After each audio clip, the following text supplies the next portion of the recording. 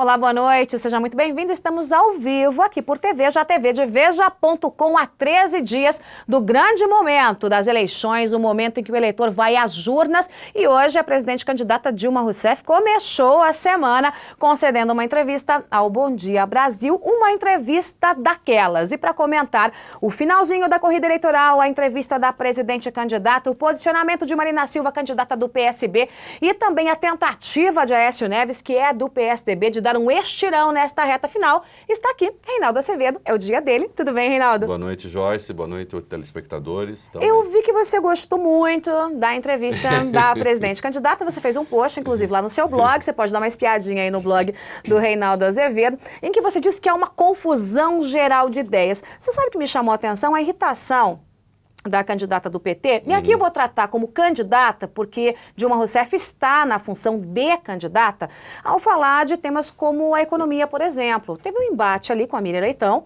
que foi até bastante duro, e a presidente contestou números que estão publicados nos jornais, estão publicados pelo mercado financeiro, mundialmente afora. O que acontece, Olha, em primeiro Reinaldo? lugar, vamos falar sobre o estado de tensão dela durante a entrevista. Você se lembra que a presidente desistiu, sem explicar os motivos, de uma entrevista que ela tinha marcado no Jornal da Globo. No Jornal da Globo. Né, com William Vac e a Cristiane Pelagie.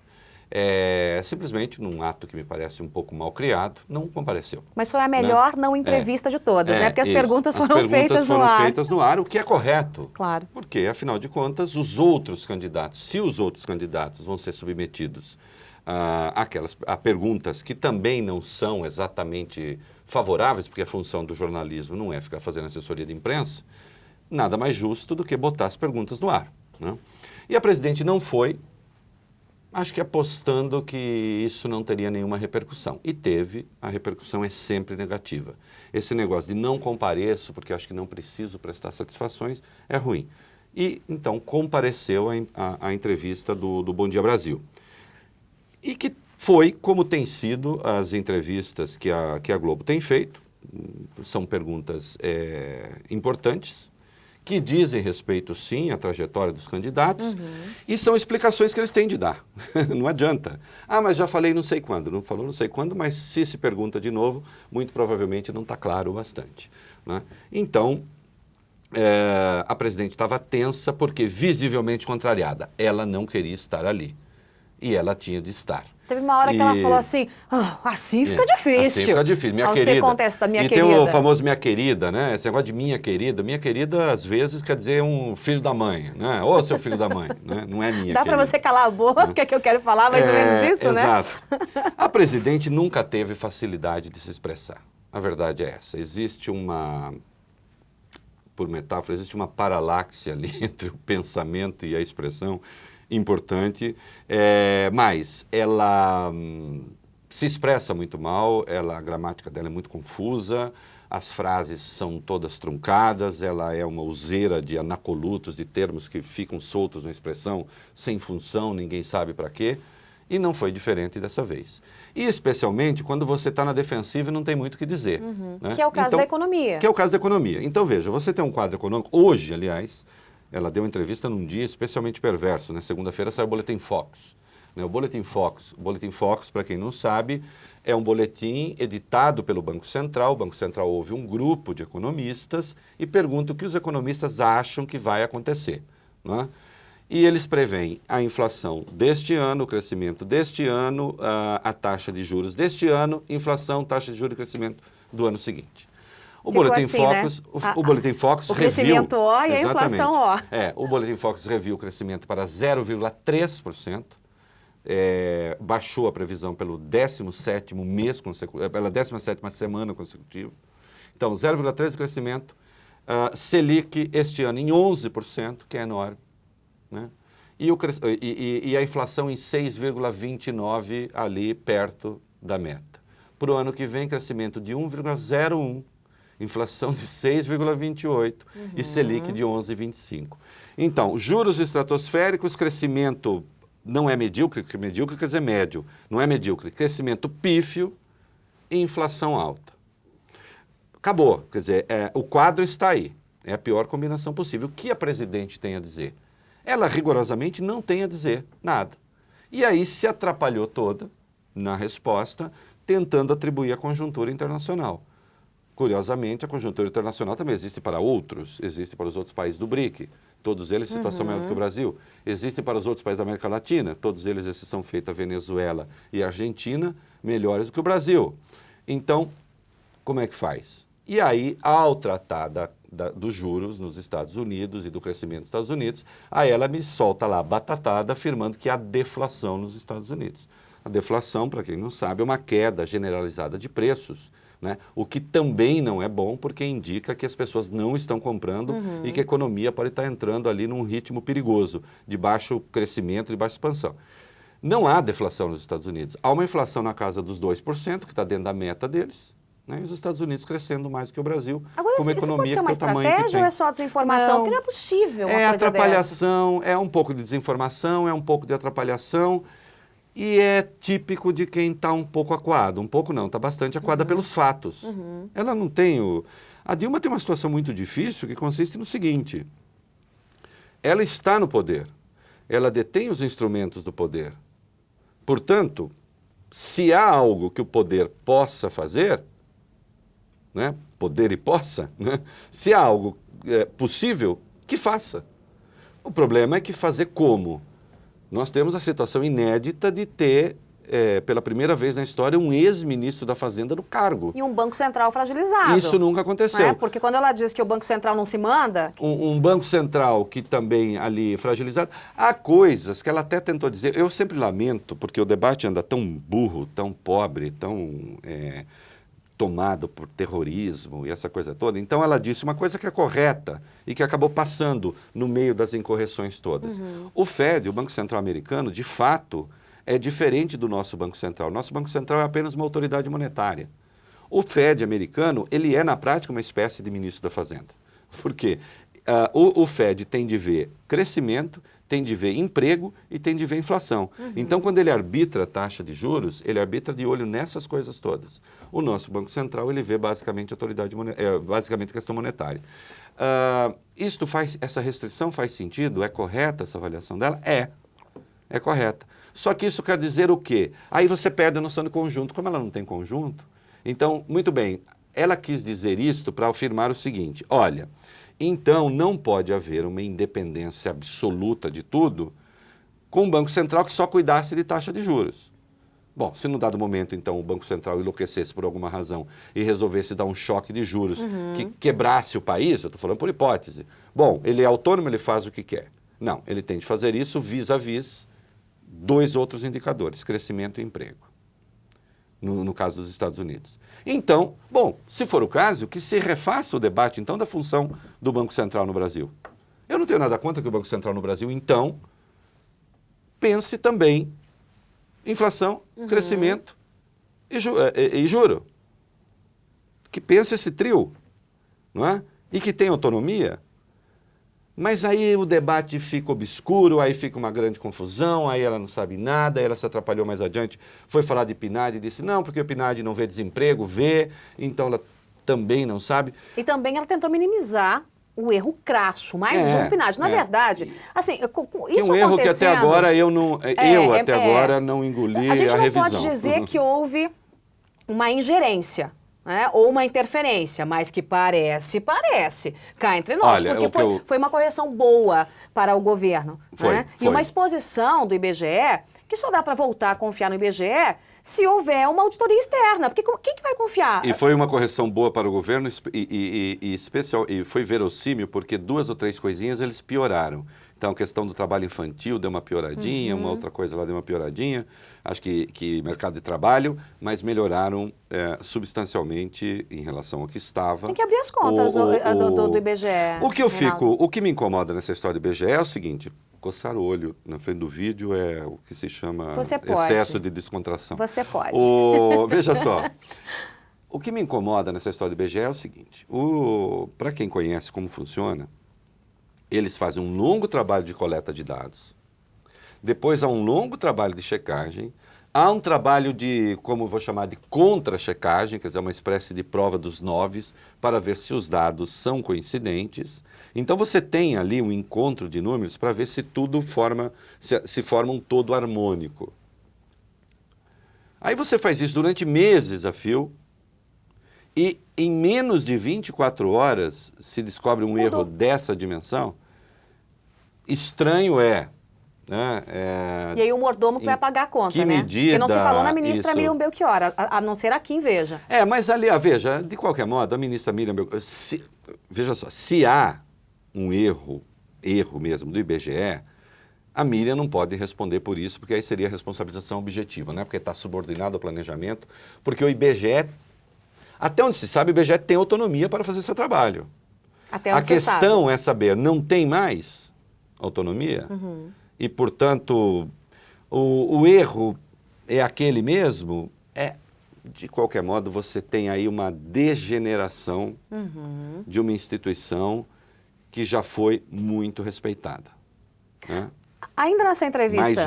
Mais uma. Ainda nessa entrevista mais cedo, né, da presidente candidata Dilma Rousseff, ela foi questionada sobre as inverdades, ou o nome que se dá isso é mentira, que têm sido propagadas durante a campanha eleitoral envolvendo Marina Silva.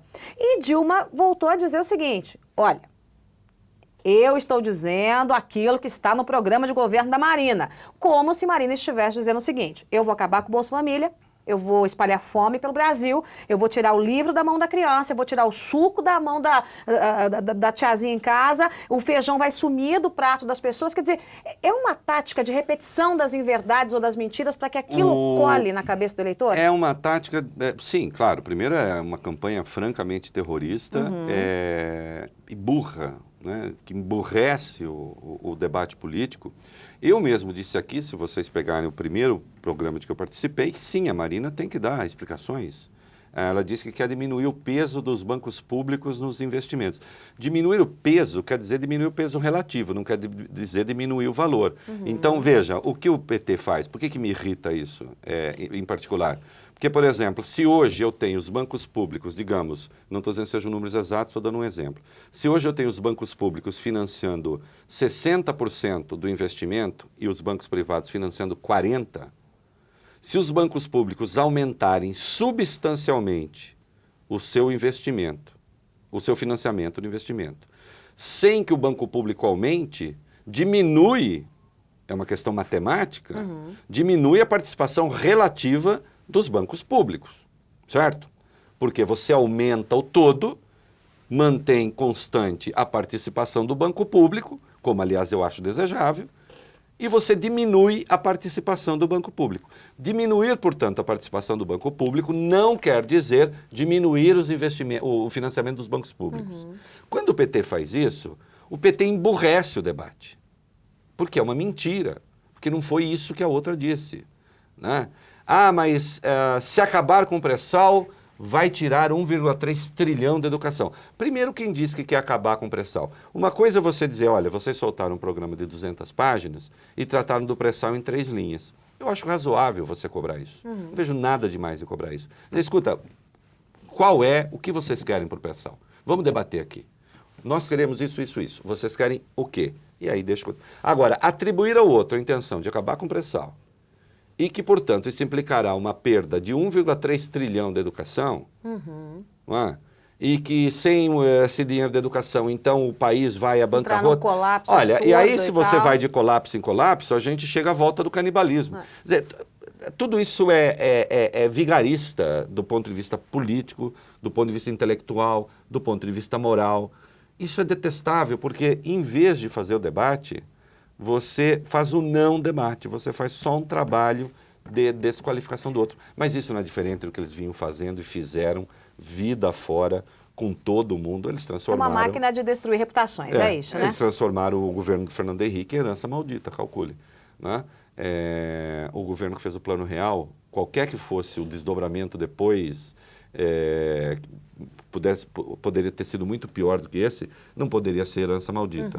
Né? Herança maldita teria sido a deles se o Plano Real não tivesse sido feito, se eles tivessem triunfado. Lutaram contra o real, contra a lei de responsabilidade fiscal, tudo aquilo que a gente sabe. Agora, a Marina Silva tem dito que não vai entrar de jeito nenhum nessa coisa do pescoço para baixo, tudo é canela, e nessa briga com a presidente Dilma, mas ela tem aprendido a dar o troco de um jeito diferente. Quero que você acompanhe comigo um trechinho de um vídeo do finalzinho da semana passada. Coloca no ar, por favor, em que Marina Silva faz um comparativo entre ela e a presidente Dilma, e você vai ver comigo.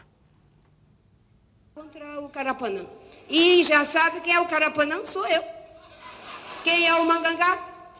Até parece, o Mangangá é fortinho. Eu magrinha. Então, veja bem.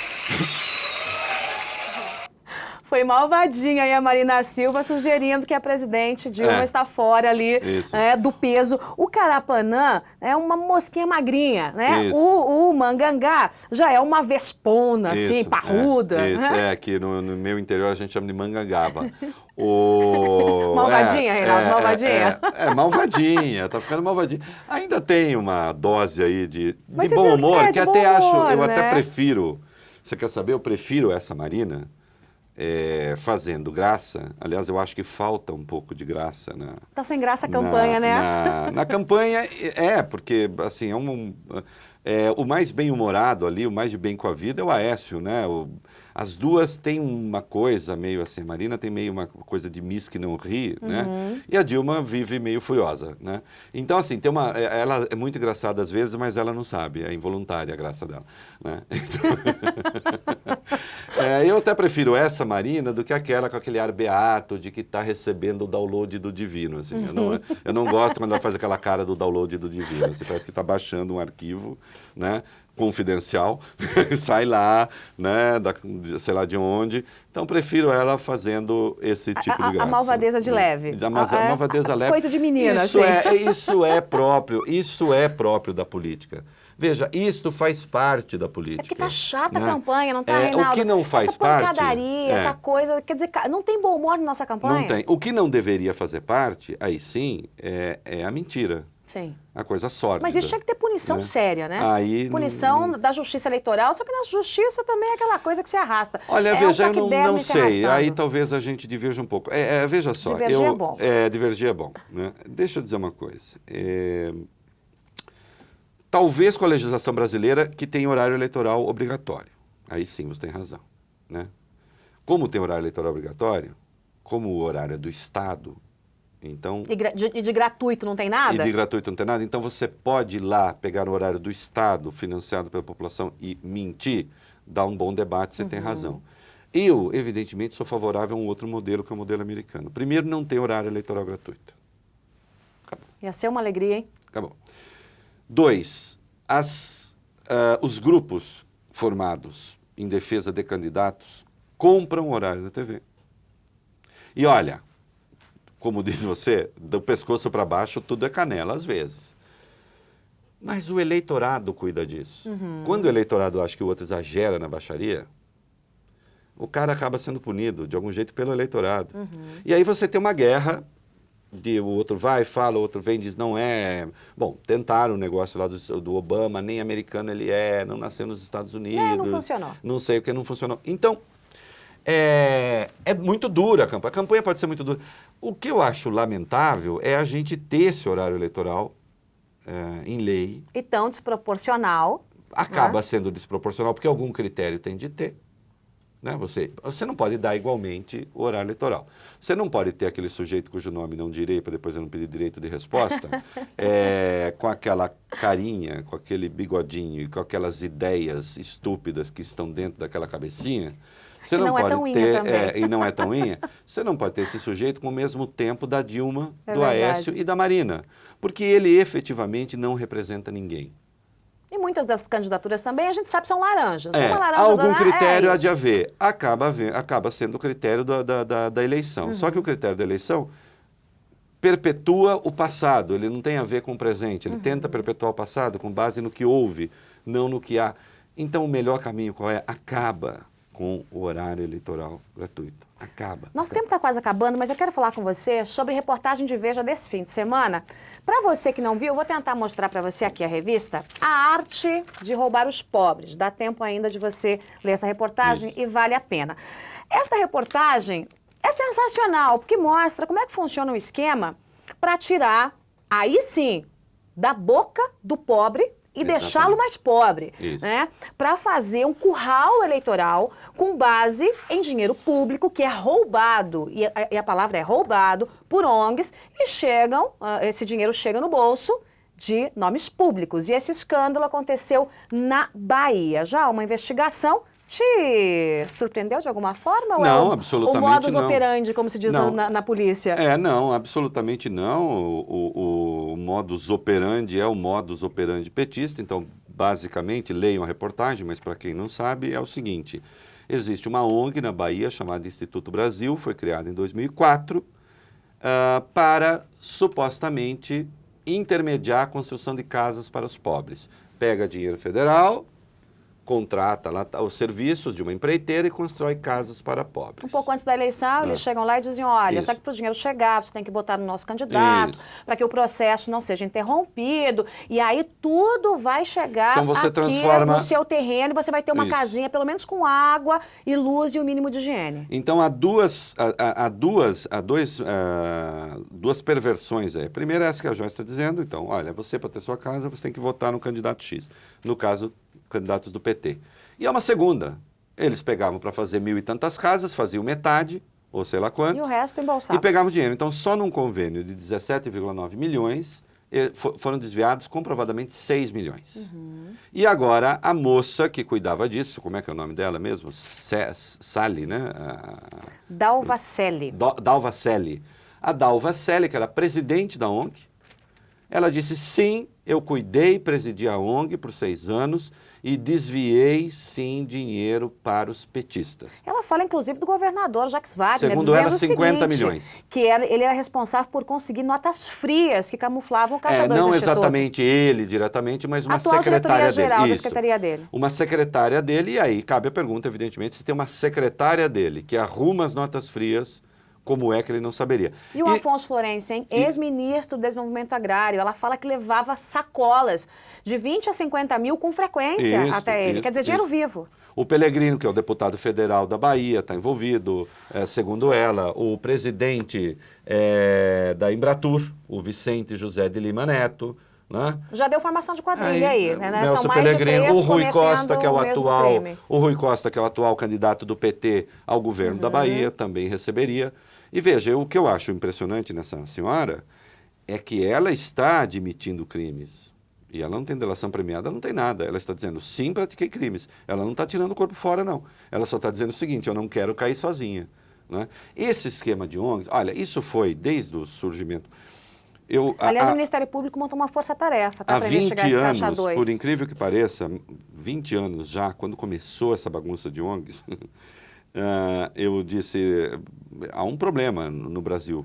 Né? No mundo inteiro, ONG é realmente uma entidade não governamental. O Brasil inventou a ONG-G, né? a Organização Não Governamental governamental.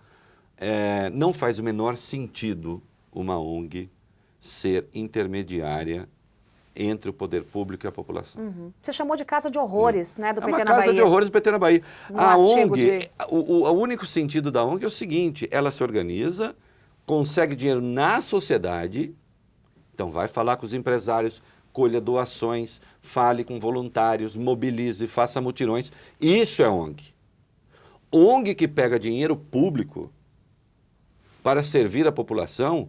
E, evidentemente, ela tem que cobrar uma taxa, porque ela tem... As pessoas... Despesas, tem funcionários... Isso não faz o menor sentido, isso é terceirização. Até pode fazer.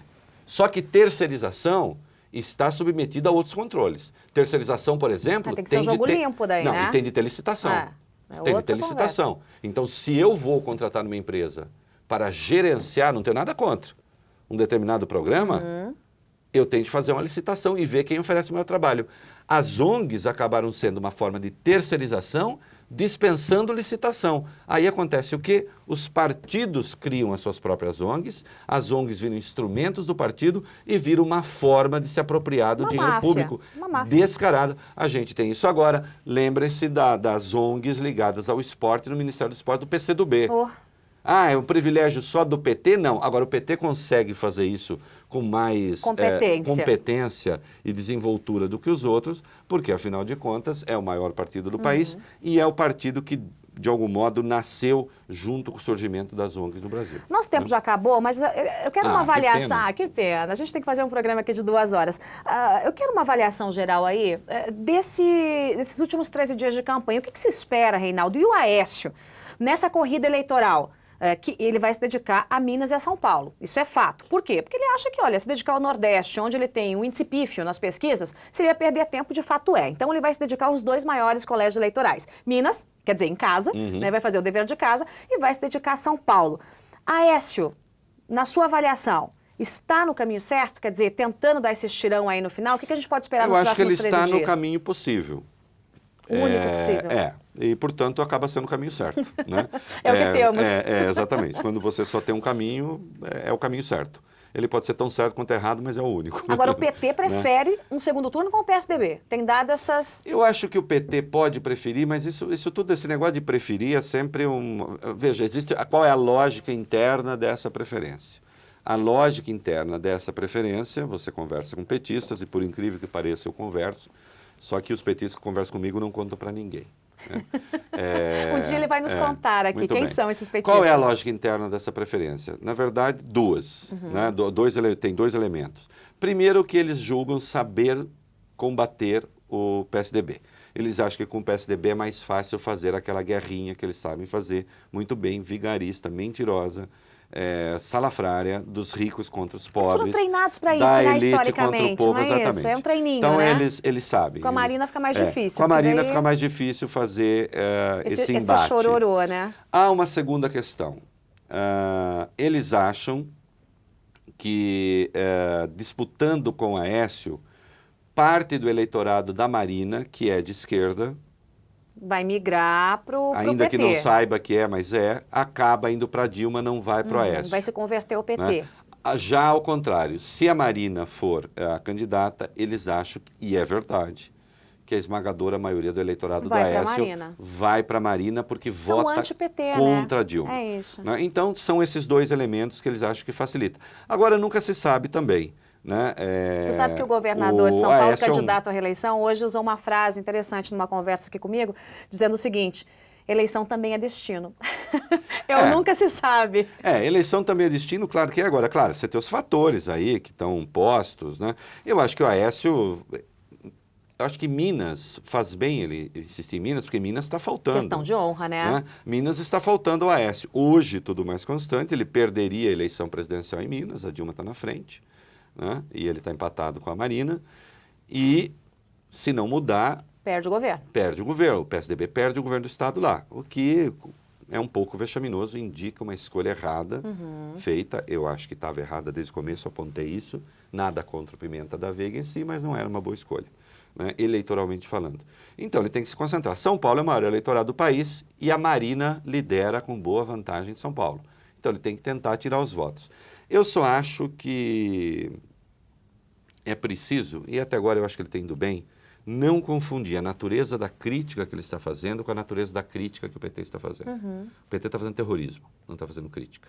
Né? Eu acho que o Aécio tem feito crítica, tem cobrado posições. Tentado colar na Marina a peste de petista. Petista verde, né? É mais ou menos isso. E é o caminho certo. E é o caminho certo.